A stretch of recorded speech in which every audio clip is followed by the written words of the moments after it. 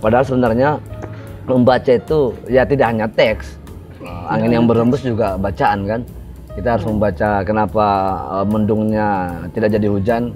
Itu karena anginnya ini udah ngeri nih. Karena anginnya agak malam kita kalau gini ceritanya nih. Silakan anak-anak sombong di panggung, ketika turun dari panggung berlombalah paling rendah hati. Sudah. Jadi pada akhirnya siapapun yang diumumkan jadi juara, kita ikut merasa juara. Karena terjadi ketidak saling pahaman ya, gitu Bang. Sama. Kita nggak mau tahu lagi lampu sen kanan itu masuknya ke kanan, lampu sen kiri itu masuknya ke kiri. Dan sekarang pun udah ngeri-ngeri orang. Sen kanan belok kiri, mama ya. Dua orang. Karena ketika bisa memberi, kenapa kita selalu meminta? Bawi Kalau bisa itu memberi, kenapa harus meminta? Bawi KTP sudah di jalur memberi.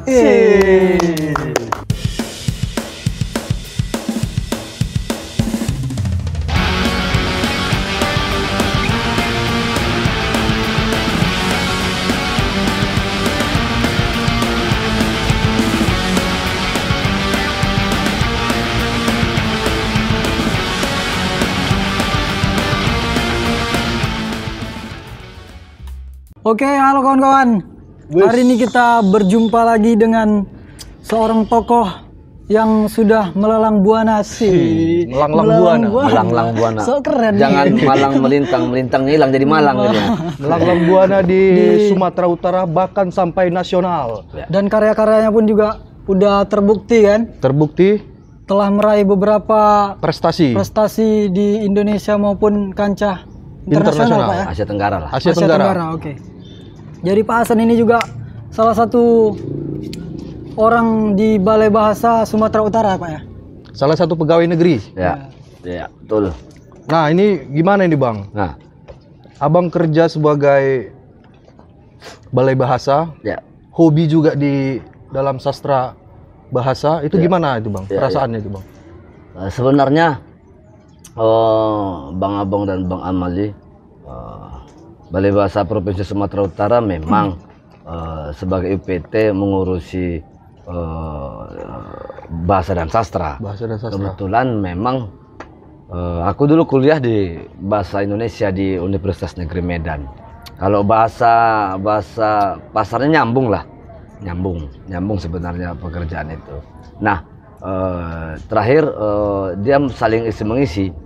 Di satu sisi memang di kantor kami mengurusi banyak hal tentang bahasa dan sastra. Baik dengan penelitian ataupun persoalan pembinaan terkait bahasa dan sastra. Dan keseharian sejak kuliah memang sudah menulis, sudah terjun, sudah lebur. Jadi aku juga sastra. Baca-baca soal Bang Hasan. Ku ketik nih Hasan Albana gitu kan di Google. Langsung muncul prestasi Bang Hasan gitu kan, dari bidang teater, penulisan puisi, cerpen, dan pernah juga sutradara terbaik nasional. Gimana tuh ceritanya Pak? Dari yang di dunia teater dulu nih kita bahas. Memang kebetulan di Unimed dulu masuk ke UKM-nya teater sebenarnya. LKK? Ya, teater LKK Unimed. Disitulah kemudian berkembang untuk seni pertunjukan ya, sampai dari yang kecil-kecil aktor terbaik internal, sutradara terbaik internal. Itu dari kampus Pak ya? Dari kampus. Kemudian memang hal yang paling ideal dalam hidup adalah tahapan-tahapan yang dilalui. Proses tanpa menghormati sahabat-sahabat yang kadang mungkin punya peluang untuk melewati proses, tapi ketika di LKK kemudian akhir manisnya jadi sutradara terbaik nasional untuk festival seni teater se-Indonesia di Yogyakarta 2002. Yogyakarta. Kalau karya yang diangkat itu apa itu Bang? Yang di sutradara terbaik itu naskah luar tapi terjemahan oleh Taguan Harjo. Taguan Harjo itu komikus Medan yang top pada masanya. Dia punya anak yang juga menjadi redaktur analisa, almarhum Boy Harjo.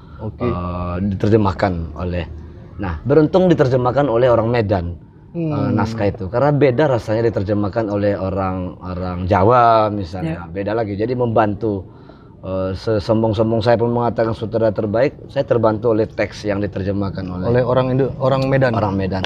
Karena komik-komik Medan dia juga sangat diapresiasi oleh internasional bahkan. Nah. Itu di bidang teater Bang ya? Di teater ya. Kalau di dunia puisinya, kepenulisan ya. Dari teater, boleh dikatakan teater itu sebenarnya kalau dalam olahraga kan atletik ya, Indo seni ya. Menulis teks juga di sana, teks naskah drama. Naskah drama itu bisa dari mana saja kan. Bisa bahkan Teater Satu Lampung. Saya dulu awam-awamnya menonton Teater Satu Lampung, teksnya diambil dari puisi, bisa jadi naskah drama. Nah, dari situ kemudian seiring sejalan dengan menulis. Nah, menulis satu sisi harus asupan memproduksi teks-teks lewat tulisan, kemudian jadi puisi, jadi prosa. Jadi Bang Hasan ini emang awal mulanya dari menulis semua gitu ya? Iya. Makanya sampai ke teater. Maksudnya teater sebenarnya. Pertama teater dulu. Pertama teater dulu ya? Kemudian baru mencoba menulis dan terbitlah di media-media lokal di Medan. Di Medan ya. Di Medan. Kemudian pada akhirnya nanti akan merengsek sampai ke Indonesia dan Asia Tenggara. Sampai menjadi salah satu cerpen yang dimuat di Kompas itu menjadi cerpen 20 terbaik se-Indonesia tahun 2012 kalau tidak salah ya. Jadi aku Bang lihat postingan kawan-kawan dulu nih. Ya. Ridho, kawan-kawan kita. Ya. Ridho Gendut. Ya. Jadi aku lihat di situ ada acara di Taman Budaya kita, Sumatera Utara nih. Jadi di situ ada satu malam di Kampung Bunyi kalau nggak salah. Iya. Itu apa sih yang dibahas di acara itu, Pak? Sebenarnya itu acara apa sebenarnya? Aku dari judulnya ini menarik nih gitu, apa gitu. Itu sebenarnya acara memamerkan sebuah seni pertunjukan musikalisasi puisi. Musikalisasi. Ya, Kampung Bunyi itu hanya judul. Kebetulan Kampung Bunyi itu aku gagas untuk menjadi rumah persinggahan bagi kreator-kreator musikalisasi puisi. Nah, Kampung Bunyi, kalau kawan-kawan bilang aku lurah Kampung Bunyi. Pakai lurah ya? Lurah pendiri lah, Pak. Ya, penggagas pendiri. Camatnya ada, Bang? Enggak ada. Camatnya boleh siapa saja ya. Kenapa harus lurah? Pokoknya lurah lah tataran tertinggi, enggak ada lagi di atasnya. Gitu ya. Kalau camat ada berarti kita diatur kan gitu. Nah, jadi nah, kawan-kawan siapapun yang ingin yang konsen di musikalisasi puisi, mau dari latar belakang apapun, mau mahasiswa, mau anak SMA, mau orang musik dari sisi manapun, ketika punya karya, aku ingin mereka punya ruang, punya wadah untuk memamerkan karya-karyanya. Karya-karya musikalisasi puisinya gitu. Nah, gini Bang. Abang kan akademisi lah kita bilang ya, karena juga di dunia perakademisian. Ya. Karena kebetulan di Balai Bahasa juga kan. Dan kerja juga di Balai Bahasa. Jadi tanggapan Bang Hasan tentang karya-karya yang tidak didasari dengan keilmiahan itu gimana itu? Itu gimana? Apa sebenarnya kita di dunia bahasa ini ya bisa aja otodidak kan? Bisa otodidak atau gimana? Harus secara teoritis. Hakikatnya perjalananku menulis sebenarnya walaupun aku akademisi agak unik ya. Aku otodidak. Awalnya otodidak sebenarnya. Setelah perjalanan panjang otodidak itu, kemudian lambat laun ketika menemukan teori, ini yang aku buat itu ya. Ini sudah kulakukan. Judulnya saya tidak tahu. Kelemahan otodidak kan gitu. Dia melakukan. Perlahan kita tahu nih. Gini rupanya teorinya. Rupanya judulnya nggak tahu. Setelah baca buku, setelah temu, ini rupanya udah aku buat. Kelebihannya itu. Kelebihannya kita nggak tergantung teori, nggak bergantung pada referensi. Pakem. Kelemahannya ada juga. Kemarin aku kelemahannya gini. Ada pengalaman kemarin. Ya, otodidak itu melakukan sesuatu. Ketika ditanya, Bang, ini kok bisa kayak gini? Nggak bisa jawab. Ya memang kayak gitu. Gitu. Karena kita tahu alasannya. Iya. Tapi karyanya betul, hasilnya betul. Tapi rupanya pada akhirnya aku percaya bahwa memang keseimbangan itu tetap menjadi hal yang paling ideal untuk kita lakukan. Kita tahu teorinya. Kelebihan otodidak, kita terus berbuat. Biar mungkin orang di luar lingkaran kita yang menamai itulah kerja kritikus sastra segala macam. Tapi satu sisi ketika kita tidak menemukan referensi, mungkin kita bisa jadi kewalahan lagi menaikkan grade kita untuk naik tingkat. Ya, jadi tetap perlu lah. Sebenarnya sama aja sih kayak di dunia musik gitu. Aku pertama nih belajar musik itu sama kayak Bang Hasan, otodidak juga gitu kan. Terus setelah masuk di suatu kampus lah, mempelajari secara teoritis gitu, baru tahu tuh kayak cerita Bang Hasan dulu. Rupanya ini nih yang kumainkan selama ini nih. Tapi lebih gampang jadi kan. Lebih gampang. Lebih memudahkan. Ya, memudahkan. Tapi kesulitannya tadi ketika ada orang pada akhirnya nggak mau tahu, sebenarnya tidak aku sarankan juga. Kita nggak boleh juga sebenarnya. Nggak boleh juga. Ya, pada hakikatnya aku bilang tadi teori keseimbangan. Kita juga butuh teori. Iya, teori keseimbangan. Kelemahan teori duluan tadi ketimbang melakukan. Kadang banyak orang membaca teori hasil takut melakukan. Teorinya ini nggak melakukan. Nah, ada sahabatku bernasihat, boleh kau baca teorisan, tapi setelah teori itu kau baca, misalnya teater Stanislavski boleh kau baca, tentang apapun boleh kau baca, tapi setelah kau melakukan itu sudah lebur. Sudah lebur di dalam diri kita gitu. Sudah kawin dengan karaktermu, dengan karakter. Kalau ada lebur itu udah bahaya tuh. Sudah senyawa sudah menyatu dengan. Sama kayak orang kesurupan nggak, kalau udah menyatu di darahnya kan. Hantu itu payah keluar. Musik trans kan. Ya, seperti itu. Jadi apa Li? Itu tadi di dunia, kalau kita bicara soal dunia puisi nih Pak. Aku dulu lumayan suka lah gitu baca puisi. Cuma nggak mendalami seperti Bang Hasan gitu kan. Paling kalau Sapardi yang biasa kan. Bang Hasan nih pasti ngulik lebih dalam nih soal puisi dan segala macamnya, udah pastinya kan. Aku beruntung 10 hari menjadi mahasiswa mini dari Sapardi Djoko Damono. Sapardi. Kemudian Hamzat Rangkuti, Sutarji Kalzumbahri. Itu dah. Aku termasuk orang yang beruntung lah bisa bertemu dengan orang-orang. Rendra juga. Rendra sempat ketemu Bang ya? Rendra ketemu, bahkan jadi juri ketika aku juara 3 lomba baca puisi se-Sumatera Utara. Jadi Bang Hasan ini. Thank you, friend. Jadi juri di acara. Rendranya juri, aku pemenang 3. Juara 3 ya, Bang. Oke. Jadi beruntung. Nah, sebenarnya kita sangat dekat dengan puisi, Bang Amali. Indonesia termasuk negara yang gila puisi. Maulid baca puisi, 17 Agustus baca puisi. Mana pernah hilang baca puisi dari Indonesia. Tapi gini Bang, sekarang ini kan minat membaca, minat untuk mengapai karya-karya sastra mengapresiasi. Itu aku sendiri memperhatikan gitu di Medan ini sudah mulai berkurang gitu, nggak kayak sudah mulai berkurang, memang berkurang ya. Tapi masih ada sebagian yang masih menjalankan gitu. Nggak bisa juga kita bilang nggak ada gitu Bang ya.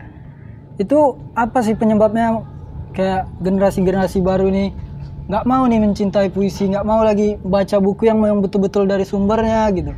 Karena orang sekarang baca dari Google gitu. Sebenarnya yang tidak hanya menimpa Medan, seluruh Indonesia. Sebenarnya mungkin seluruh dunia. Ya, dunia juga pasti terpengaruh dengan karena kita taunya di Medan aja gitu. Kehadiran perkembangan IT, perkembangan teknologi pasti mempunyai ruang besar untuk transisi generasi membaca. Padahal sebenarnya membaca itu ya tidak hanya teks, angin yang berhembus juga bacaan kan. Kita harus membaca kenapa mendungnya tidak jadi hujan. Itu karena anginnya ini udah ngeri itu nih. Karena anginnya agak malam kita kalau gini ceritanya nih. Karena anginnya kuat, sangat logis kan. Dari anginnya. Jadi tidak, makanya muncullah pepatah yang sangat puitis, mendung tidak selalu hujan. Kalau anginnya kencang ya mendungnya bergeser. Sebenarnya sangat logis, nggak ada mistis di sini, nggak ada. Nah, jadi semua menimpa kita. Makanya sekarang tidak hanya puisi, semua ilmu pengetahuan memiliki tantangan yang sama terhadap kelahiran teknologi lah kita anggap ya. Nah, siapa yang bisa berubah dengan pembaruan itu, bisa berdamai dan bisa mensiasati pembaruan itu, dialah yang bisa mengambil manfaat dari situ. Nah, puisi, sastra sudah mencoba sebenarnya untuk pendekatan itu terhadap generasi-generasi gitu. Misalnya novel difilmkan itu namanya alih wahana ya. Bagaimana cerpen kemudian divisualkan, bahkan puisi termasuk tadi dimusikalisasikan. Melakukan pembaruan gitu. Yang mungkin kalau dulu masih dramatisasi, masih yang mungkin sekarang itu udah orang nggak terlalu tertarik. Ya, jadi butuh lahan baru untuk membuat orang tertarik, paling nggak datang, kemudian sudah tahu, oh itu rupanya bahannya teks sastra rupanya, asik juga ya. Jadi pembuktian terbalik, istilah kami itu metode pembuktian terbalik. Kita mainkan di dunia yang lain. Dulu gitu, ya, mainkan dulu, memanfaatkan teknologi itu, kemudian orang tuh akan menemukan. Secara nggak langsung orang tuh pasti ngul, oh ini puisi, ini gitu. Nah itu kan karya itu kan diapresiasi sebagai apalah, film lah, sastra itu. Betul. Nah ini kalau untuk kehidupan sehari-hari ini gimana nih? Keilmuan sastra ini gimana kita aplikasikan ke dalam kehidupan sehari-hari? Bahasa dan sastra itu keilmuan yang sangat dinamis. Dia bukan matematika, Bang Abong. Sastra itu lebih kompleks. Dia tidak ilmu pasti. Dia domain subjektivitas. Makanya terkadang ada beberapa kawan-kawan sastra yang mengatakan pas sastra itu harus kontekstual, harus sesuai dengan konteks. Ada yang mengatakan sastra itu tidak perlu kontekstual juga. Ketika dia membunyikan karya, kemudian orang bisa mengambil hikmah dari sana, ya dia karya sastra. Orang-orang aliran kontekstual mengatakan apa yang ada di sekitarmu ini kau tulis dan menjadi pembelajaran bagi orang, itu sebenarnya sastra yang paling menarik untuk pendekatan orang-orang sekarang. Jadi semua peluang teks, sastra sebagai ilmu pengetahuan yang saya katakan subjektivitas dan tidak ilmu pasti itu tetap mempunyai peluang untuk hidup di masyarakat. Kegelahiran revolusi 4.0 ini agak keren sedikit. Ini agak walaupun 4.0 gitu. Walaupun sebenarnya Jepang sudah mulai 5.0, kita ketinggalan. Semua nanti akan serba robot. Ngisi SPBU serba robot. Nanti pelayan kopi ini udah dimulai juga serba robot ya. Akan semua. Tapi menjadi sastrawan, robot tidak akan bisa menjadi sastrawan. Betul sekali. Nah, itu salah satu. Karena dia pakai hati. Robot bisa mengidentifikasi di sekitar sini bunga, batu. Tapi ketika dia menuliskan, dia hanya bisa menuliskan. Tapi dia tidak bisa membenahinya dengan hati, membuat alurnya, membuat endingnya bagaimana, ending yang dramatis seperti apa. Tidak akan bisa. Jadi bisa dibilang kalau sastra ini adalah nyawa. Ya. Dan aku pikir sejauh ini masih yakin sastra tidak akan mati. Nah, berkurang atau menyusut itu semua persoalan hidup kita. Tapi kalau tidak mati, kalau untuk mati, saya pernah membahas itu di sebuah seminar 4.0 mau 5.0 mau dari 1.0 2.0 sastra tetap hidup. Malah dulu musisi di zaman Yunani itu mereka merasa kecewa kalau filsuf atau sekarang kita anggap sastrawan itu tidak menulis, karena mereka bisa berkarya karena ada tulisan, karena ada teks-teks karya teks itu. Kalau enggak, bunyi-bunyian kami itu saja. Kami ahli membuat musik tapi kami tidak digagas oleh teks. Thomas Alva Edison menemukan bola lampu pijar ini dari karya teks sastra. Dia kemudian teks sastra yang membuat imajinasi itu ada bohlam yang berpijar. Kemudian si Thomas Alva Edison menunaikannya jadi ilmu pengetahuan fisika atau apa ya, kemudian jadi bola lampu. Nah, Thomas akan mengatakan sampai kapanpun saya akan tetap berterima kasih kepada para penggagas imajinasi yang membuat saya menjadi menunaikannya jadi sebuah penemuan. Keren. Jadi Bang, kami sempat membahas nih soal balai bahasa gitu. Ya. Kalau pertanyaan sini gimana caranya bahasa Indonesia bisa jadi bahasa internasional nih? Apakah balai bahasa juga mengusahakan itu gitu? Ya. Jadi Balai Bahasa Sumatera Utara itu kan UPT di bawah Kementerian Pendidikan dan Kebudayaan. Sekarang Kemendikbudristek sekarang ya. Menjadi perpanjangan pemerintah untuk mengurusi persoalan-persoalan kebahasaan yang notabene-nya dilindungi dan masuk dalam undang-undang. Ya. Masuk dalam undang-undang. Dia menjadi domain yang dibahas dalam undang-undang. Aku cerita sedikit. Israel, ya, muncul. Yang pertama mereka urusi adalah apa bahasa kita. Apa bahasa kita? Untuk menunjukkan identitas kita. Oh, gitu ya. Tanah sudah dapat nih. Ya. pakai bahasa Persia nggak mau, nggak identitas kita. Pakai bahasa Eropa atau bahasa di luar mereka nggak mau. Jadi ada dulu bahasa kita yang ratusan tahun sudah tertimbun. Oh, digali hanya untuk menunjukkan identitasnya. Okay. Nah, kenapa kita yang sudah ada bahasa Indonesia sejak tahun 28 dideklarasikan ya? Kalau bahannya sudah lama ya.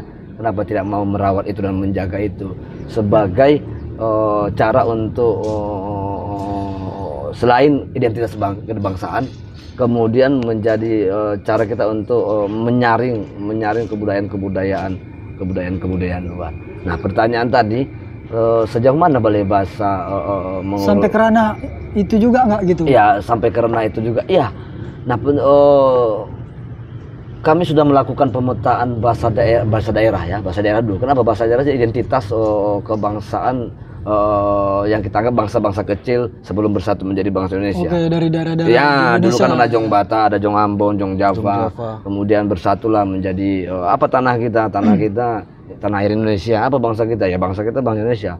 Bahasa kita apa? Bahasa Indonesia lah. Bahannya apa? Oh ya, bahannya apa ya? Bingung. Bahannya apa gitu. Nah, kemudian disepakatilah bahannya bahasa Melayu. Karena Melayu itu mengelilingi zona Indonesia semua di pesisir itu Melayu. Oh, itu Indonesia, Bang? Indonesia itu. Jadi Melayu, ya? Melayu itu kemudian pesisir itu hampir katakan sampai ke Papua, Kalimantan itu Melayu. Itu lagi cerdasnya pendiri bangsa kita ini. Ada yang mengatakan kenapa tidak bahasa Jawa? Kosakatanya paling lengkap. Oh, jangan. Nanti bercerai-berai kita. Sudah mereka baca itu. Supaya tidak Jawa sentris, supaya tidak ini. Nah, kemudian diambillah walaupun kosakata Melayu sedikit, diambillah bahasa Melayu sebagai bahan dasar bahasa Indonesia. Nah, apakah bahasa Melayu ini emang dari Indonesia atau kayak Malaysia kan juga pakai bahasa Melayu gitu? Kan rumpun. Oh, satu rumpun. Satu rumpun. Nanti kan akan terbagi lagi dialek, isoleknya kemudian kan seperti itu. Nah, pada hakikatnya kan Sumatera sama Malaysia juga dulu bersatu kan secara geografis kan bersatu. Nah, jadi kita nggak masuk ke sana. Nah, makanya dikatakan ke bahasa Indonesia dengan bahan dasar bahasa Melayu kemudian ditambahi oleh bahasa-bahasa yang melingkupinya, termasuk bahasa asing, bahasa Belanda yang paling banyak, bahasa Arab, kedatangan Islam ke Indonesia, bahasa Arab dan bahasa-bahasa daerah. Nah, balai bahasa termasuk ikut tidak hanya mendokumentasikan itu semua, tapi apalagi bahasa daerah kita sudah mulai berkurang. Terakhir sekitar 700-an dari pernah 1000-an. Karena teknologi ini, karena beragam alasan, karena penjajahan budaya dari luar, kemudian karena kawin silang kita pasti menyusut. Nah, yang terdokumentasi alhamdulillah terdokumentasi, tapi yang tidak terdokumentasi, yang masih ada, masih hidup, itu kita bina lewat program revitalisasi bahasa. Bagaimana tetap hidup dia. Kalau yang masih ada tapi hampir punah dikonservasi, seperti orangutan juga dikonservasi. Kalau yang sudah mati direvitalisasi. Jadi muncul lagi bahasa daerah itu tidak hanya dalam dokumentasi teks, tapi bagaimana dia tetap hidup. Karena kalau sudah pembaruan gitu ya, paling tidak bukan pembaruan ya. Bagaimana itu tetap hidup? Tetap hidup karena kalau dia mati, matilah budayanya, matilah adat istiadatnya. Karena bahasa itu yang menjadi perkakas utama dari adat istiadat itu hidup, pepatah petitih itu hidup. Kalau itu mati, selesailah. Pepatah petitih mati, matilah etika daerah di situ mati. Karena nggak punya referensi lagi mereka. Mana nih mau kemana cuan kita nih gitu kan, bingung juga. Budaya lain menjajah, habislah. Masuk. Orang yang tidak punya latar belakang akan gampang diombang-ambing oleh yang datang. Tapi kalau kau punya latar belakang, kau akan tahu. Aku seorang Minang. Aku tahu bagaimana bersikap sebagai orang Minang yang ini yang kupegang. Ya, ini yang kupegang. Bolehkah aku dicampuri oleh budaya lain? Boleh, tapi aku tetap ada yang kupegang. Nah, orang yang punya pegangan pasti. Sama juga kayak kita dalam agama ini, Bang. Ya, betul. Boleh kita berteman, beda agama, tapi karena kita punya pegangan, itu pasti balik ke pegangan kita juga gitu. Nah, pegangan inilah yang harus terus dikawal oleh balai bahasa. Tapi Bang, apakah mungkin nih bahasa Indonesia ini bisa jadi dipakai untuk bahasa internasional nih, seperti bahasa Inggris gitu, bahasa Arab gitu? Baik. Ada kemungkinan nggak gitu? Atau ada penelitian, di tahun segini Indonesia akan gitu? Ya, kemungkinan selalu ada. Tren belakangan, walaupun sebenarnya bisa dalam tanda petik kita curigai ya, tren belakangan sudah banyak negara-negara yang belajar bahasa Indonesia. Di Australia bahkan, di Thailand bahkan di Australia kalau tidak salah jadi mata kuliah. Mata kuliah di Australia jadi bahasa Indonesia. Jadi mata kuliah. Itu suatu kebanggaan ya, Vietnam. Walaupun kita tahu mungkin kita dianggap pangsa pasar yang menarik untuk tenaga kerja atau untuk apapun lah. Tapi sama juga, sama seperti kita belajar bahasa Inggris. Inggris pangsa pasar kita juga. Nah, ini kan sudah dunia yang sudah dibuka sekat-sekatnya. Siapapun boleh belajar apapun untuk kepentingan. Nah, masing-masing negara pasti punya cetak biru, punya blueprint kalau bahasa keren ya. Kalau bahasa Indonesia punya cetak biru untuk menaklukkan negara lain dalam tanda petik ya, bukan perang senjata lagi kita sekarang kan. Orang yang masih perang senjata kan dianggap peradabannya masih terbelakang. Sekarang orang peradaban zaman lagi ya, orang udah perang budaya, perang. Nah, itu memberi peluang paling tidak banyak hal, aset bagi kita. Orang banyak belajar bahasa Indonesia. Ke kantor itu ada istilahnya BIPA, bahasa Indonesia bagi penutur asing. Orang-orang asing sudah, apalagi dulu sempat ada peraturan persyaratan kalau tenaga kerja di Indonesia itu harus mengikuti pelatihan bahasa Indonesia dulu. Ada namanya TOEFL bahasa Indonesia, namanya UKBI. Ada TOEFL bahasa Indonesia. Kalau gitu ada nilai-nilainya, kalau nilai tidak mencukupi dia tidak akan bisa masuk ke Indonesia. Berarti ada standarnya juga. Ada standarnya juga. Jadi termasuk itulah pekerjaan Balai Bahasa di bawah kementerian, di bawah Badan Pengembangan dan Pembinaan. Berarti bahasa. ada kemungkinan nih Indonesia bakalan dipakai di bahasa internasional. Iya, betul.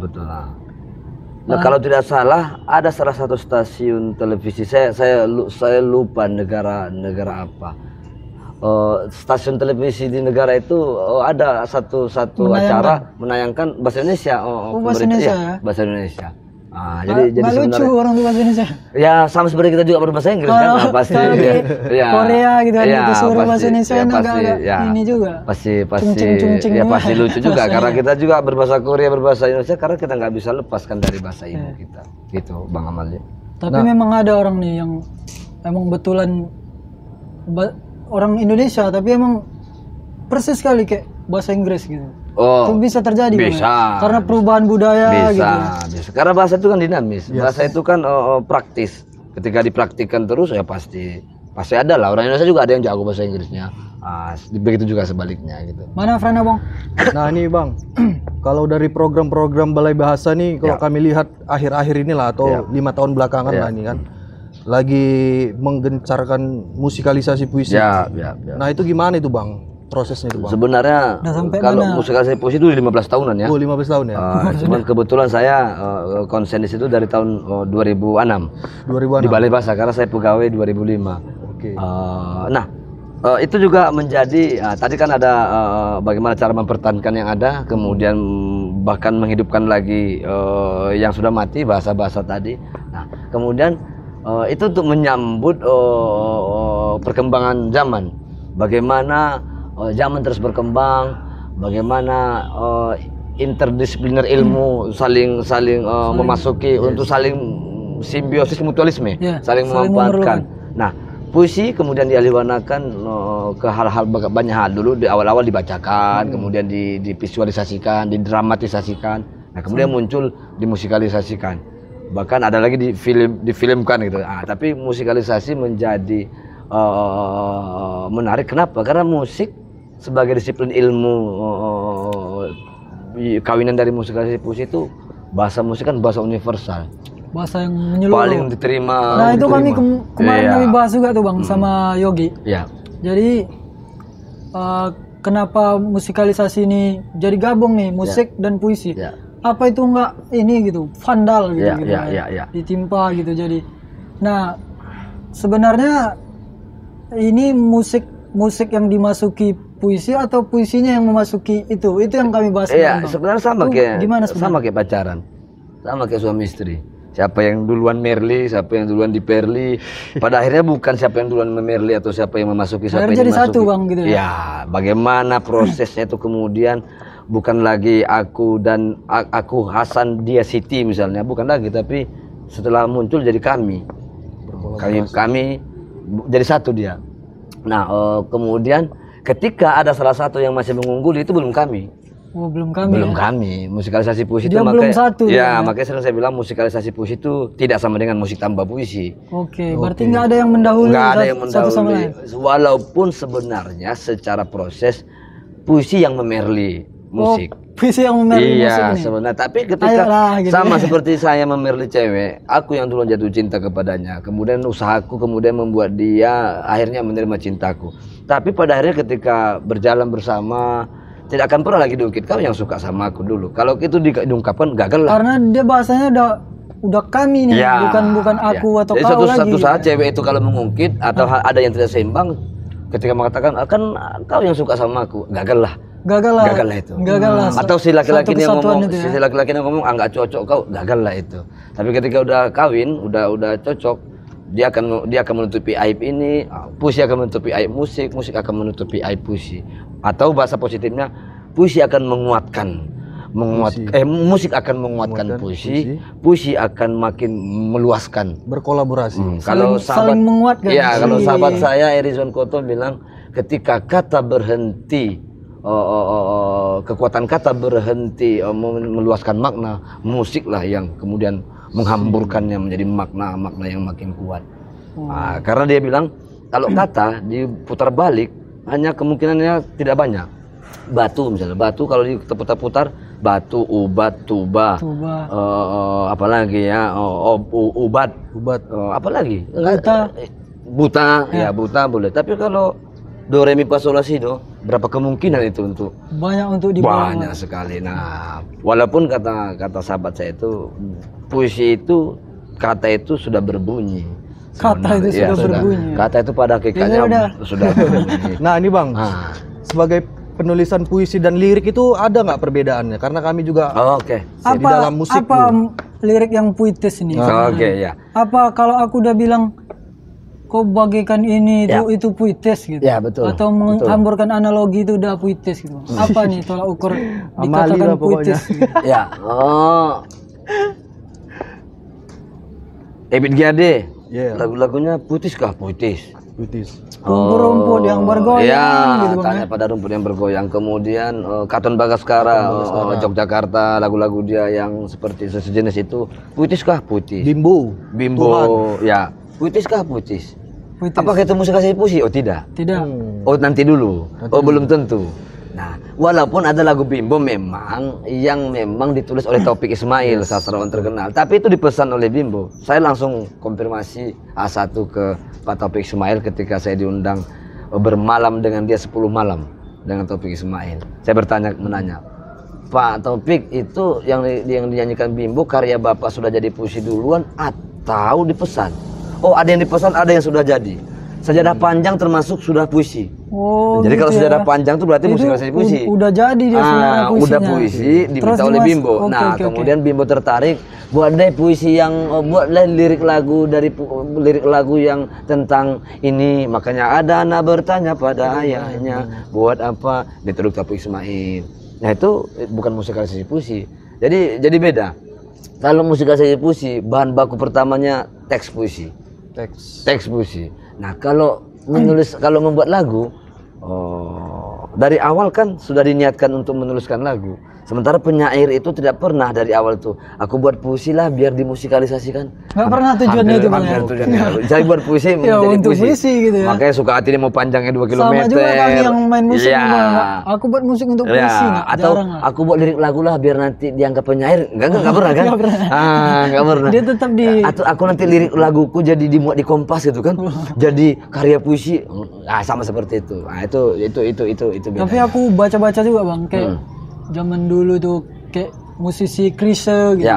Dia sempat krisis lirik penulis nih. Dia sampai menemui sastrawan buat aku bingung nih mau buat lirik apa lagi gitu. Itu yang saya katakan tadi, sahabat-sahabat musisi dari Yunani ketika berhenti para filsuf itu menulis, stres mereka. Makanya mereka berteman. Makanya ayolah berteman. Makanya musisi sama sastrawan musisi sama sastrawan itu berteman lah. Bersatu. Walaupun sebenarnya kita harus berteman semua kan. Tapi tidak memilih-milih teman itu menarik. Jadi sesungguhnya sejak dulu mereka sudah berteman. Karena ketika mereka kawan-kawan filsuf dalam tanda bahasa Medannya merajuk, gawat juga kawan-kawan musisi itu. Nah, sama seperti Chris, dia merasa krisis lirik. Ya, kering mungkin dia rasa, makanya dia berteman, dia bertanya untuk mendapatkan pencerahan baru lah. Untuk humus tanah di kepalanya melahirkan lirik itu ya, dia menagih humus, menagih pupuk kepada sahabat-sahabat. Bahasa Pak Bang Hasan ini. Humus gitu. Sastrawan.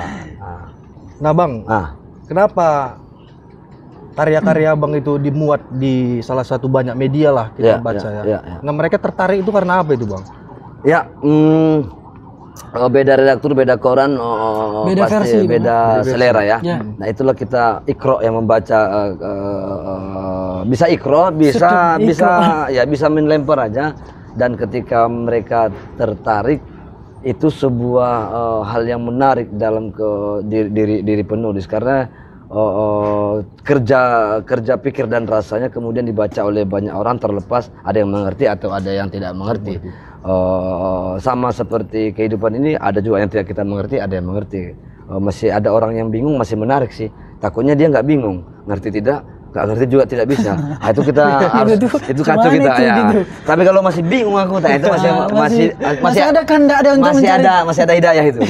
Tapi kalau dia bingung, enggak ngerti, nggak ngerti, enggak juga. Itu udah sufi ya. Di atas sufi balik ke nol lagi. Balik ke nol lagi ya. Balik ke nol, ya. Bang Abong. Nah, jadi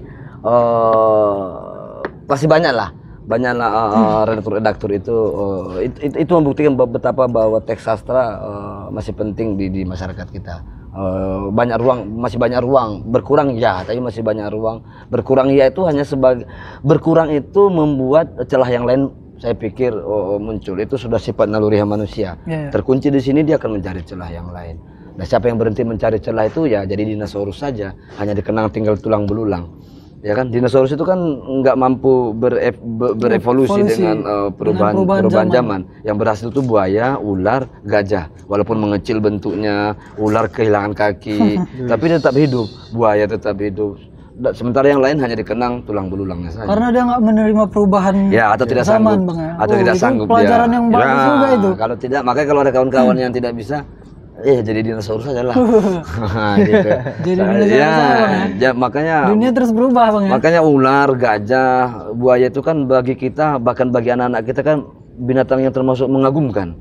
Karena mereka melewati proses itu. Mengagumkan.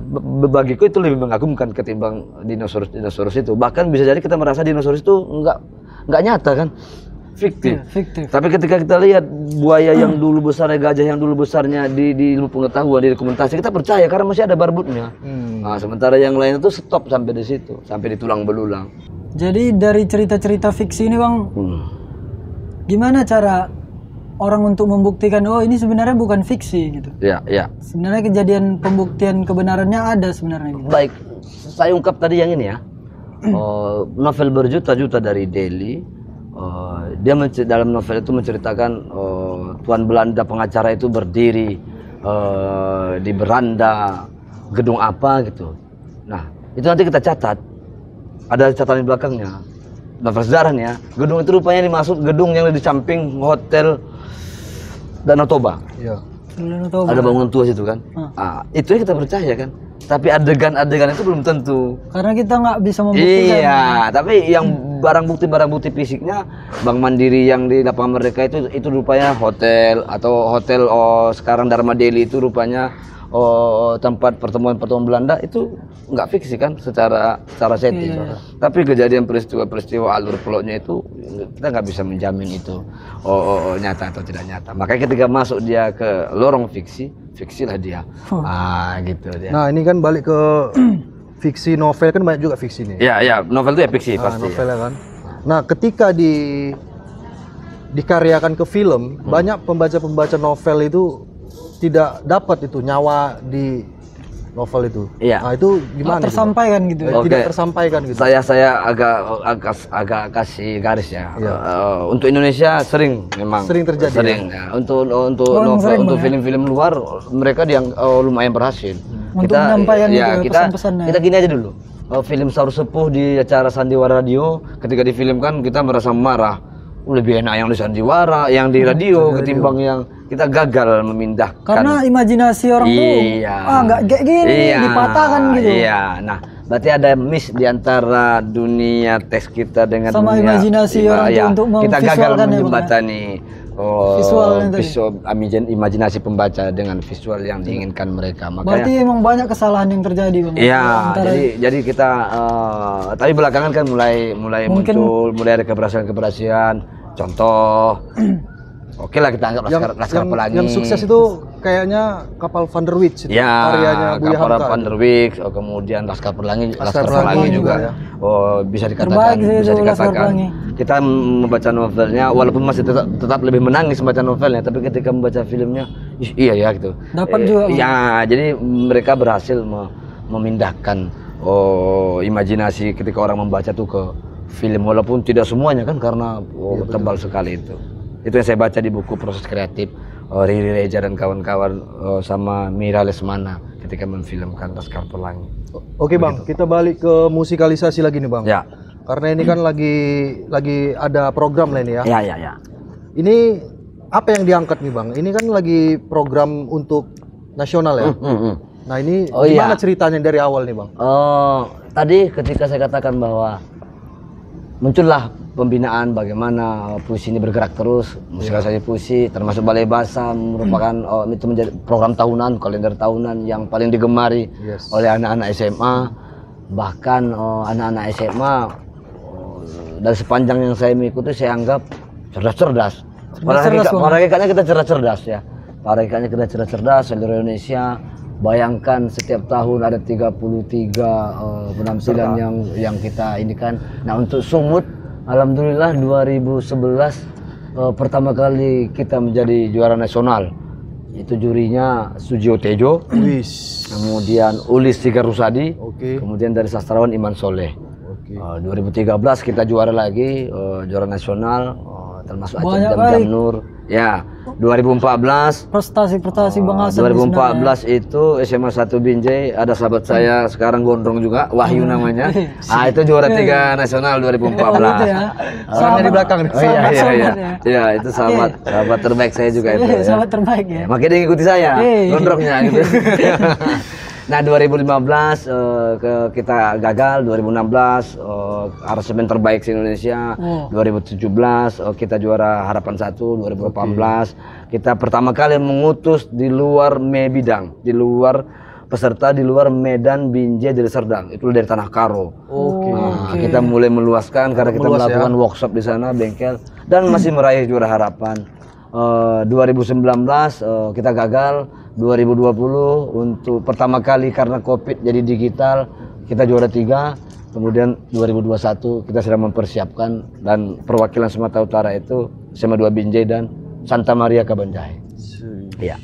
Jadi kita Medan terus menang Bang ya kalau sejauh ini dianggap kawan-kawan kita teman yang disenangi dan lawan yang disegani.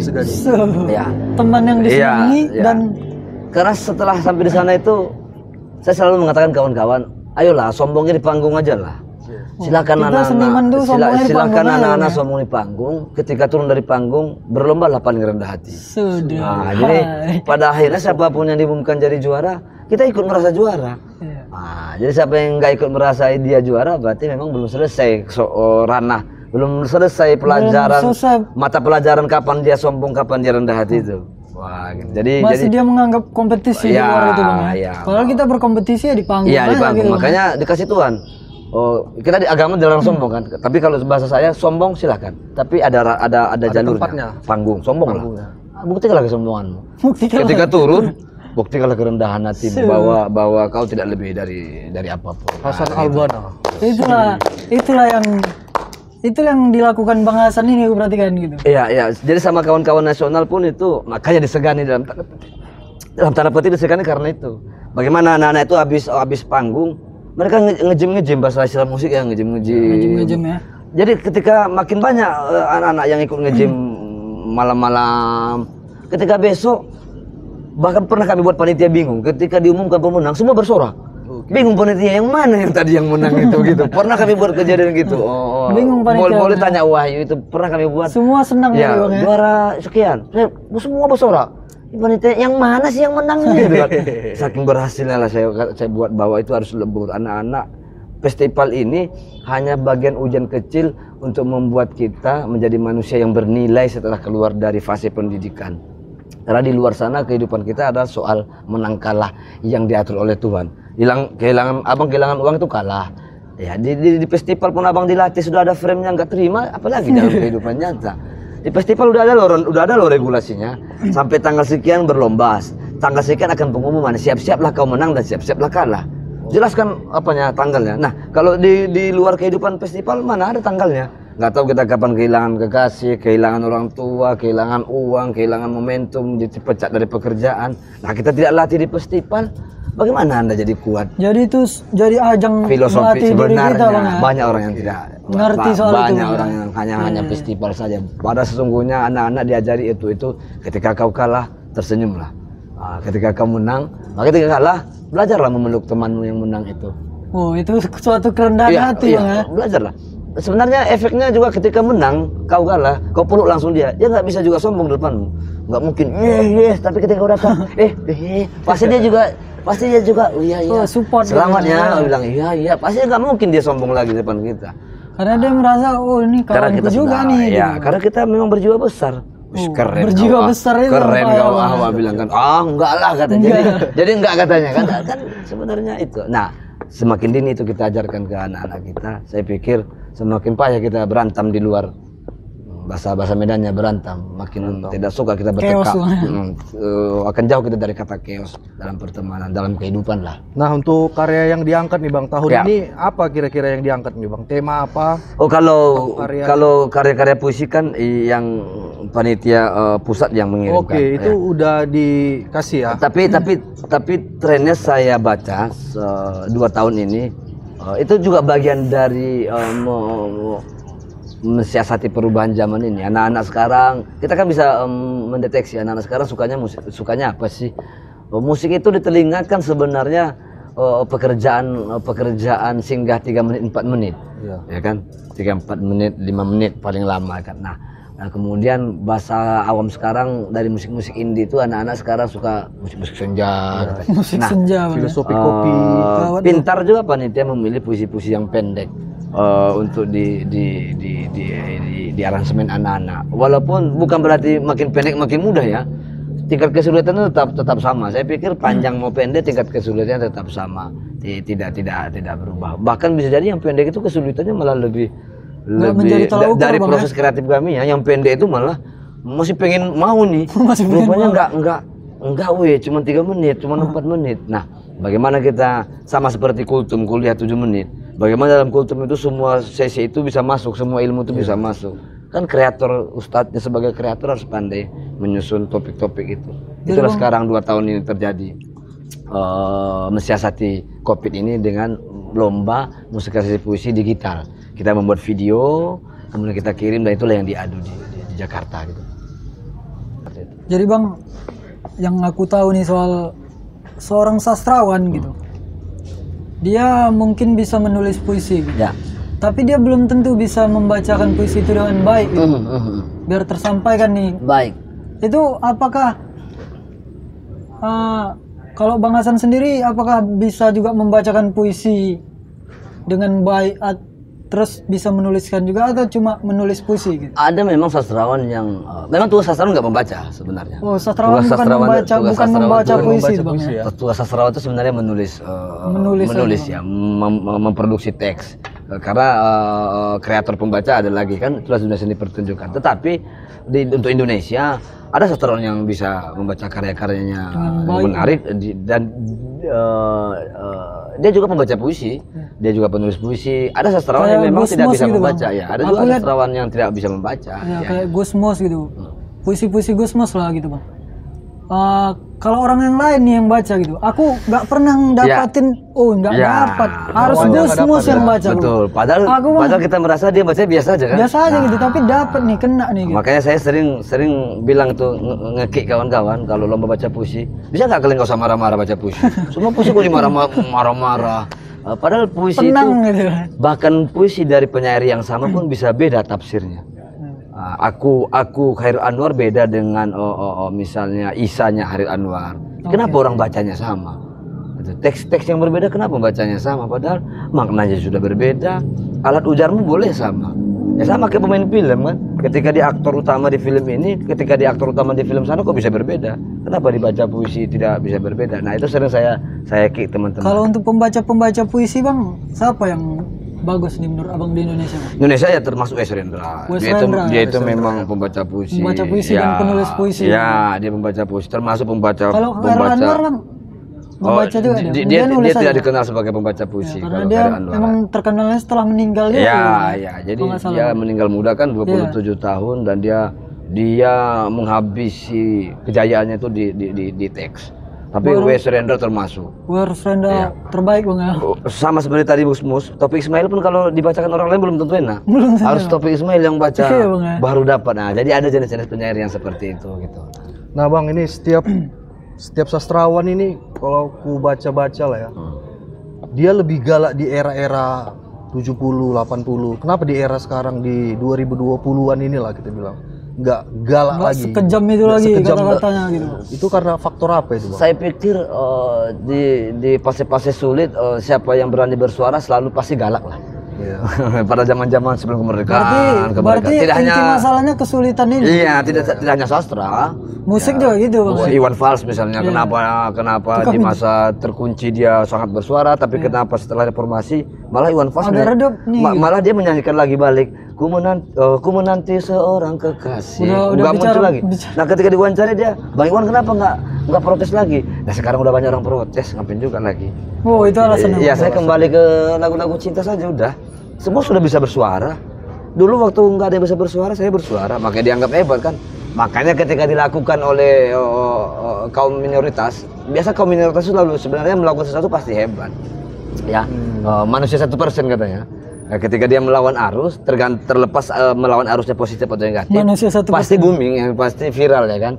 Nah, kalau positif ya viralnya lebih menarik, kalau negatif ya viral aja lah jadi gitu kan.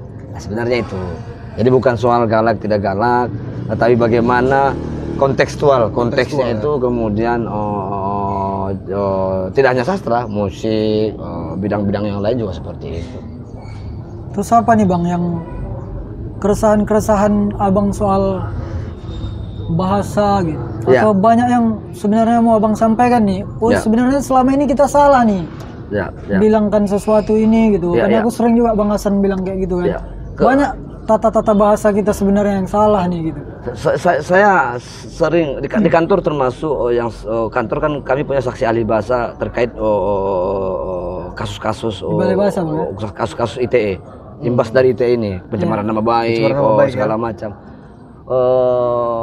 Karena kita menganggap sepele. Saya kasih contoh aja. Ada kabar burung Pak Ahmad mati, dengan ada kabar burung Pak Ahmad mati itu beda loh. Beda artinya. Nah, yang diviralkannya ada kabar burung Pak Ahmad mati. Nggak terima keluarganya. Itu yang bahaya. Hanya koma aja lo bergeser. Nah, apalagi huruf dan kata yang tidak ada kita anggap maknanya pun bermakna sesungguhnya. Nah, Tuhan memberikan tanda baca itu dianugerahkan untuk penanda, simbol, semiotik. Nah, semakin kita tidak mau tahu dengan semiotik itu, makin chaos lah kita. Makin chaos. Karena terjadi ketidak saling pahaman gitu kan. Sama. Kita nggak mau tahu lagi lampu sen kanan itu masuknya ke kanan, lampu sen kiri itu masuknya ke kiri. Dan sekarang pun udah ngeri-ngeri orang. Sen kanan belok kiri, mama. Dua sepeda motor aja lampu sennya keliru bisa chaos loh. Itu kayak mana memahaminya tuh Bang? Kalau mama belok kiri. Enggak hanya mama sebenarnya sih. Lampu sennya ke kanan. Kurasa sepeda motor ke kanan. Betul rupanya, tapi si pengendaranya tercampak ke kiri. Rupanya salah juga rupanya, ke kiri rupanya dia. Itu kurasa sastrawan nggak bisa membaca itu Bang. Nah, jadi itu ditangkap bagaimana kegagalan kita kemudian semiotik kecil itu kita sepelekan. Padahal yang kecil-kecil itu sebenarnya yang membuat kita kita nggak tahu lagi arti merah apa, hijau apa, kuning apa, kita labrak terus, kita anggap itu. Ya kita buta warna lagi balik kan. Padahal kita sudah memberantas buta huruf, memberantas buta warna, tapi semua kita berantas. Pada hakikatnya kita tetap melakukan. Nah lebih bahaya orang yang sudah tahu ilmu melanggar ketimbang orang yang nggak tahu ilmunya melanggar. Nah bang, ini bang. Ya. Kalau dari perbedaan genre lah bang, kita bisa mengetahui nggak si penulis ini sastranya ini genrenya apa nih? Kalau misalnya musisi misalnya. Oh iya. Nah itu gimana? Dari teks-teksnya bisa ketahui. Bisa ya. Bisa. Nah secara penelitiannya gimana kita bisa meneliti? Ya ilmu pengetahuan linguistik, terhadap teks sastra kan ada bahkan ke sosial pun, sosial linguistik ada, kemudian psikolinguistik, bahkan psikologi, ilmu pengetahuan psikologi pun bisa dibahas dari sisi linguistik. Termasuklah bahasa dan hukum yang saya katakan tadi kan. Apalagi sastra yang perkakasan sebenarnya juga bahasa. Sangat mudah sebenarnya mengetahui bahwa dia aliran surrealis, aliran realis, dia kemudian puisi naratif. Puisi naratif itu secara fisik cirinya memanjang, sangat kalau kita sering baca karya-karya ini pasti ketahuan ya, pasti gitu ketahuan. Secara tipografi pun sudah ketahuan. Nah, dari karya-karya Bang Hasan nih kira-kira abang bergenre apa nih bang? Kemana nih arahnya kemana nih bang? Atau emang beda-beda nih? Pernah aku mencoba banyak hal. Aku selalu mempunyai prinsip ketika kau mengerjakan sesuatu kemudian kau sudah mapan di situ, kau kemudian harus menyiapkan pengkhianatan untuknya, untuk karya yang sebelumnya. Nah itu pengkhianatan itu perlu untuk menguji coba daya tahan kita terhadap bahasa yang dinamis itu. Senogumi Raji Dharma membuat pertama kali cerpen-cerpennya realis, kemudian surrealis, absurd. Suatu saat balik lagi dia ke realis. Berarti itu oke aja bang ya? Sip-sip aja. Kemudian tapi beda realis dia yang awal dulu dengan realis setelah dia melakukan perjalanan. Sama seperti ini, kealiman orang ketika sudah melakukan pekerjaan spiritual gitu bang ya? Beda lagi. Dulu dia sederhana sekali dalam ibadahnya, tidak kelihatan. Nah sekarang dia sederhana juga bang. Iya sederhana, tapi dia sudah melakukan hal-hal yang misalnya ke Mekah segala macam, sudah melakukan banyak perjalanan, tapi tetap beda, tetap ada perbedaan kualitas sederhana dia yang dulu dengan sederhana yang dia tampilkan sekarang. Jadi perjalanan itu membuat dia berubah. Iya. Walaupun nanti pada akhirnya penyair atau sastra itu akan merasa nyaman dia di sini. Misalnya kalau dibanding prosa atau puisi, kau nyamannya di mana? Di cerpen. Nyamannya di cerpen. Nyamannya di cerpen, bukan berarti aku tidak mencintai puisi. Dan itu dibantu oleh kritikus-kritikus di luar kita. Oh kuat di cerpen San. Wah, kita juga mengalami. Nah, gitu seperti itu. Salah satu karya Bang Hasan juga cerpennya itu ada berjudul Tiurma Ida. Ya, itu gimana itu bang? Difilmkan teman-teman juga itu. Pernah difilmkan juga ya? Ya, itu bercerita tentang seorang perempuan Batak. Saya mengagumi perempuan Batak. Makanya saya menikahi Buru Batak juga walaupun pohon ya. Oh jadi ini kisahnya Bang Hasan nih? Enggak, mengagumi. Terlepas dari aku selalu menulis apa yang paling dekat dengan urat leherku. Oke. Apa yang paling dekat dengan urat leher itu sederhana pun kau ungkapkan, dia jadi menarik. Tapi apa yang kau ungkapkan jauh dari urat lehermu, gagah pun kau buat, bisa jadi gagal. Karena itu bukan dirimu. Karena kau tidak menguasai itu sebenarnya. Kau pura-pura menguasai, ya. Kadang berhasil juga, kadang bisa berhasil, kadang tidak. Nah itu perempuan Batak yang mempunyai suami gila, punya anak, dia keseharian jadi pemecah batu. Orang Batak itu saya pikir termasuk orang sahabat-sahabat saya yang tidak mengenal kata gengsi untuk menyekolahkan anaknya, untuk tidak pernah. Budaya itu dari dulu, kultur itu semua kultur di Indonesia bagus. Kita yang menganggap kepala kita yang nggak netral, yang karena kejadian suatu oknum. Semua kultur itu hidup karena alamnya. Kalau orang Minang mengatakan, saya suku Minang ya, alam takambang jadi guru. Orang Minang itu lain lagi, karena dia hidup di setting dia. Dia bertahan hidup itu karena settingnya seperti itu. Orang Batak bertahan hidup karena setting seperti itu. Karena disitulah. Nah, ketika dia pindah, dia harus beradaptasi dengan setting yang lain. Nah, kalau bahasa akhirnya survive ya kan, bagaimana dia bisa beradaptasi? Siapa yang paling mampu beradaptasi, itulah yang nggak jadi dinosaurus itu. Nah, balik lagi sama jadi kan. Nah, siapa yang gagal ya dinosaurus lah dia. Gitu. Itu Tiurma Ida. Dan terus anak-anak Bang Hasan juga diambil dari bahasa-bahasa sastra. Namanya ya. Embun. Sebenarnya yang membuat dia sastra adalah teknik menyusunnya. Teknik menyusunnya. Semua kata yang dikasih Tuhan itu menurutku puitis. Mohon maaf nih, kata tinja, mungkin sebagian orang tinja kan tahi itu Pak, iya tahi. Enggak puitis itu Pak, puitis. Siapa di sampingnya? Siapa yang mendukungnya? Kalau saya katakan seperti ini, puih almari bukuku menjelma setumpukan tinja. Sudah. Dia menjadi kuat. Tinja itu menjadi kuat di situ. Didukung oleh faktor-faktor lain. Nah, tapi kalau bunga puitis nggak puitis Pak. Tapi kalau bunga teh ayam belum tentu Jatuh puitis. lagi, Bang. Nah, jadi Bunga teh ayam. orang ganteng tidak ganteng, cantik tidak cantik, baik tidak baik. Siapa yang? Jadi orang baik jangan sombong kali. Kalau tidak ada orang jahat di sampingnya, dia tidak akan baik. Tidak ada standar di sana. Ada gitu, Bang, ya? Walaupun kita berdoa semua baik-baik saja. Nah, tapi begitulah misteri hidup dikasih Tuhan. Sama seperti kata-kata tadi. Jadi seluruh kata bagiku puitis. Sama seperti warna. Seluruh warna puitis bagi orang berupa. Tapi bagaimana dia memadu-madankannya yang menjadi warna-warna bernilai warna itu di kehidupan, puitis lah dia. Bagaimana sekarang muncul tahap apa kan? Hijau botol lah, hijau army lah, hijau iya, ada biru pun banyak sekali kan. Nah, itu kan kreator-kreator pemadu warna. Nah, kemudian yang membutuhkan narasi untuk memberi bahasanya. Jadi saya pikir anak tadi, kata-kata sederhana kok, embun, segar. Kalau dipisah kata-kata biasa, embun, segar, firdaus, embun, segar, firdaus, hang itu anak laki-laki dalam Melayu, cendekia, cerdik pandai. Nah, hang cendekia. Kemudian yang terakhir tuanku Nancega, tuanku Diponegoro dulu, tuanku Imam Bonjol. Nancega, nan itu yang kan sebenarnya kan. Nggak puitis lah kalau kita anggap misalnya yang itu orang dia kata sambung kan. Oh ya, yang nan bahasa lama kan, tuanku nan cega itu artinya sembuh, kuat.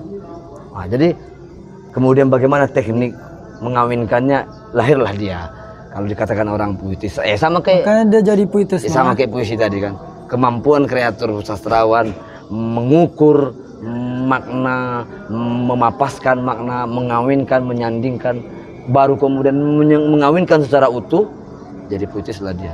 Ada orang mengawinkan yang puitis saja, tapi makna utuhnya nggak kawin, gagal lah dia. Atau tidak disukai orang lah puisinya, atau dianggap orang lah ini puisi apa, kemana-mana cakapnya, misalnya seperti itu Bang Abong. Jadi berhentilah kita mengatakan bahwa kata-kata ini puitis, kata-kata ini yang tidak puitis. Contoh yang tadi tinja dan bunga tadi, bulan puitis, misalnya. Bunga puitis. Bulan nggak selalu. Tapi siapa di sampingnya? Gagal dia. Bunga teh ayam, jadi gagal. Tinja tadi misalnya, wah. Nah ini Bang, ini buat banyak juga nih yang tidak tahu nih perbedaan, atau untuk adik-adik yang pengen masuk jurusan bahasa Indonesia dan sastra Indonesia, sebenarnya perbedaannya apa itu dalam bidang akademisian? Sebenarnya bahasa dan sastra Indonesia itu satu jurusan sebenarnya. Satu jurusan ya. Tapi sama seperti masuk ke jurusan sama seperti dokter kan. Dokter ini pembagian spesifik aja sebenarnya. Sebenarnya ini utuh. Cuman karena di sastra itu perkakasnya kan bahasa. Tidak mengurusi bahasa. Tapi jadi ini kan berbeda dalam jurusan ya Bang? Nah, dalam jurusan ada yang berbeda, ada yang tidak. Ada yang jurusan sastra Indonesia seperti Unimed lah, sastra Indonesia non-dik katanya kan, pendidikan bahasa Indonesia. Belajar bahasa Indonesia juga ada muatan sastra di sana. Belajar sastra sudah jelas muatan bahasa ada di sana. Nah, kalau linguistik itu gimana lagi tuh?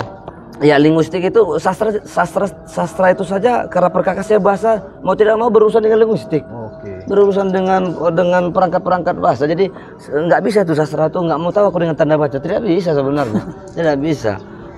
Misalnya kenapa aku suka sastra, karena nggak mau tahu dengan tanda baca. Nah, tanda baca itu juga bagian dari perkakas bahasa. Cerita, ya kamu bertanya nggak pakai tanda tanya di sana, misalnya.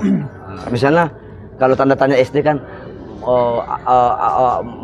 apakah kamu mau ke sana, ya kan? Apakah itu dianggap sebagai kata tanya? Nggak pakai tanda tanya pun misalnya, oke, aman. Tapi ketika dia hilang, mau ke sana, kalau nggak pakai tanda tanya, dia nggak sebagai kalimat yang lengkap. Mau ke sana itu maksudnya nyuruh atau nanya. Tapi ketika ada tanda tanya, mau ke sana, itu pertanyaan. Mau ke sana apa ngamali? Oh ya, ya kan. Nah, gitu loh. Dari mana? Nah, kan itu kan. Ketika nggak ada tanda tanya, hilang, gagal kita. Ini kau maksudnya mau nanya atau mau nyuruh, bingung aku, kata kawannya ini kan. Tiba-tiba aku ngomong flat gini, mau ke sana. Hah? Mau ke sana? Bingung. Tapi ketika di teks mau ke sana ada tanda tanyanya, maka aku membacanya kemudian mau ke sana, Kau akan menjawab, oh enggak bang, akan gitu. Karena aku membaca teks ada tanda tanyanya, kemudian aku intonasikanlah dari simbol tanda tanya tadi ke lisan.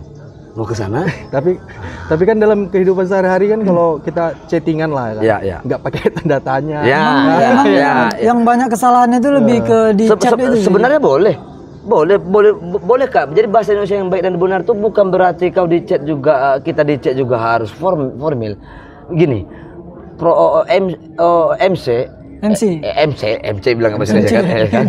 Atau pembawa acara ulang tahun. Saya misalnya tadi pagi pembawa acara di acara seminar. Baik para hadirin yang terhormat. Nah sorenya saya pembawa acara di acara ulang tahun. Kan nggak mungkin baik pada hadirin ulang tahun dilempari orang saya pakai balon-balon. Jadi gagallah saya sebagai pengguna bahasa Indonesia yang baik dan benar. Karena ketika di acara non formal saya berformal-formal. Ya kita harus menyesuaikan. Jadi bukan berarti kita harus jadi ada yang sering keliru menganggap bahwa jadi acara enggak ngomong jumpa saya orang Batak bahasa Batak saya boleh. Ya harus kita sesuaikan. Nah jadi bahasa yang baik dan benar itu sebenarnya. Ketika ada ruang-ruang yang berbenturan karakter misalnya. Kita dulu SMS kan. Panjang-panjang boleh kok, YG boleh. Tapi ketika kau pindah ke formal, ke bos skripsi, jangan pindah YG-mu itu. Itu yang nggak adil. Pindah YG-mu, pindah kos aku ke sana, mengatakan karena aku mau ke sana. Because pindah kos ke COZ, masuk ke skripsi, ya nggak bisa. Itu yang keliru, salah kamar itu. Karena sebenarnya inti dari bahasa itu ya dimengerti, biar dimengerti gitu bang. Nah tapi ada juga kamus bahasa gaul misalnya. Gaul atau yang penting dimengerti gitu. aja. Nah itulah bukti bahwa Balai Bahasa termasuk membuat kamus bahasa dialek Medan, kamus bahasa gaul. Itulah bukti bahwa semua bahasa kita tampung. Yang kita marahi itu yang keliru menggunakannya. Terjadi kesalahpahaman tumpang tindih segala macam keliru. Nah jadi berarti gini bang, kalau bahasa itu berubah menurut apa bagus itu bang? Kalau bahasanya itu berubah gitu. Kalau bahasa kita ini berubah lah. Apanya dulu yang berubah? Harus kita lihat lagi. Jadi nggak bisa serta merta kita anggap. Jadi makanya kami bilang orang pengguna bahasa yang keren itu, yang mantap itu, dia tahu di mana dia ngomong. Tiba-tiba waktu seminar saya lihat bapak itu keren kali, bapak ini tertata segala macam. Ketika pindah ke minum kopi, asik juga, bocor juga rupanya gitu. Jadi tahu dia kapan bocor, tahu dia kapan tidak bocor. Nah saya pikir pengguna bahasa itu yang seharusnya kita jadikan model. Jadi itu untuk membenahi bahwa jangan serta-merta merasa susah kali pun harus formal, enggak. Kau kita ke MMTC belanja beberapa ke sekilo tomat ini 6 boru. Saya pikir nggak akan dijual sama kita tuh. Sintingnya kau katanya sama kita. Gagallah transaksi jual beli kita itu karena kita gagal. Secara identitas kita kan sangat berbahaya gitu. Sebagai pemuda-pemuda di zaman dulu untuk mendeklarasikan bahasa yang baik dan benar, atau ejaan-ejaan itu kenapa bisa berubah? Itu satu lagi itu. Itulah bukti bahwa bahasa itu dinamis. Sama seperti sekarang. Kenapa setiap kamus setiap sekali 5 tahun selalu ada penambahan? Begitulah bukti bahwa kita sangat menerima perubahan. Bang, ini terakhir aja lah nih bang. Karena waktu juga kan kita. Inilah kalau gelap. Sorry orang pintar tuh payah berhenti ngomong. Orang nggak pintar payah mulai ngomong. Emang gitu, banyak sih yang bisa kita ulik-ulik lagi dari Bang Hasan ini. Nanti bahkan kita buat lagi nih sama Bang Hasan berikutnya kan. Jadi terakhir nih Bang, apa pesan-pesan sama kawan-kawan kita yang mendengar ini Bang? Untuk di dunia bahasa nih yang nggak mau lagi membaca atau segala macamnya gitu, minat-minat itu Bang. Sahabat-sahabatku, dulu orang-orang berkomunikasi pakai bahasa isyarat. Penelitian membuktikan bahwa tidak ada muncul tiba-tiba manusia ke atas bumi tiba-tiba pandai berbahasa. Kemudian serta merta masing-masing konvensi dengan kumpulan-kumpulannya memunculkan karena diberi Tuhan perangkat-perangkat bahasa yang kemudian disadari muncullah bahasa. Nah, termasuk Indonesia. Apakah kita mau begitu saja melenyapkan atau mau balik kita ke zaman prasejarah? Apa kita mau berbahasa isyarat? Sudah diberi Tuhan kita kemampuan mengeluarkan produk audio, kemudian diberi Tuhan juga produk untuk menampungnya, mensyukuri audio itu dengan telinga ini. Apakah kita harus membunuh bahasa? Berarti Anda sedang memotong lidah Anda. dan membungkam menimbun telinga Anda. Berarti bahasa pada akhirnya tetap akan hidup sampai kita kiamat, tetapi dia akan bisa berkurang kualitasnya. Kalau negara kita hari ini chaos, salah satu penyebabnya karena kita tidak peduli lagi dengan bahasa dan aturan-aturan dan konvensi-konvensi yang ada dalamnya. Oke, jadi mungkin satu lagi friend, tunggu friend, untuk Bawika TV nih bang, langsung aja bang. Apa ini? Ya motivasi apalah gitu ke konten kami. Ketika Anda masih berbuat untuk nilai-nilai kehidupan, ketika kalau bahasa kerennya kami bilang gini di WA group, ini muncullah sekali menyahut memberi salam, biar tahu orang kau masih hidup. Oh iya kan gitu kan. Nah, muncul muncul sekali loh. Iya. Biar tahu kau masih bernyawa. Janganlah terlalu. Iya. Nah, konten apapun yang positif. Bawika TV bang. Ya, Bawika TV.